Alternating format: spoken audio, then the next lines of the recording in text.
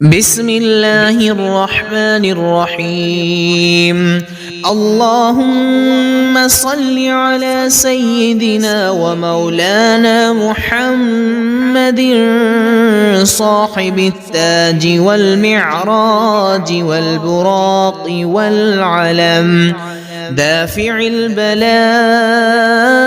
والوباء والقحط والمرض والألم، اسمه مكتوب مرفوع مشفوع منقوش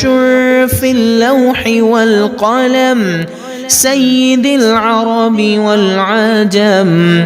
جسمه مقدس معطر مطهر منور في البيت والحرم، شمس الضحى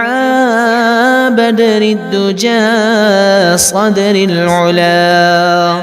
نور الهدى كهف الورى مصباح الظلم،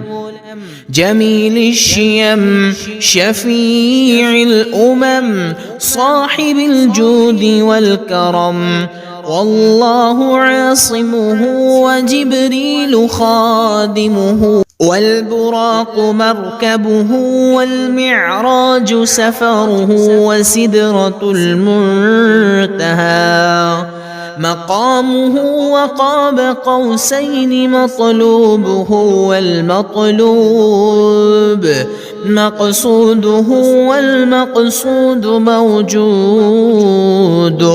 سيد المرسلين خاتم النبيين شفيع المذنبين، أنيس الغريبين رحمة للعالمين، راحة العاشقين مراد المشتاقين، شمس العارفين سراج السالكين، مصباح المقربين محب الفقراء والغرباء والمساكين، سيد الثقلين نبي الحرمين إمام القبلتين،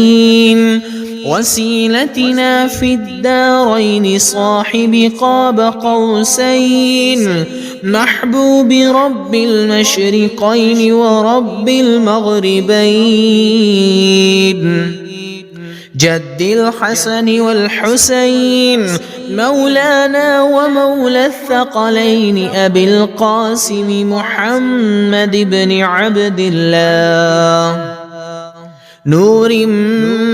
من نور الله، يا أيها المشتاقون بنور جماله، صلوا عليه وآله وأصحابه وسلموا تسليما.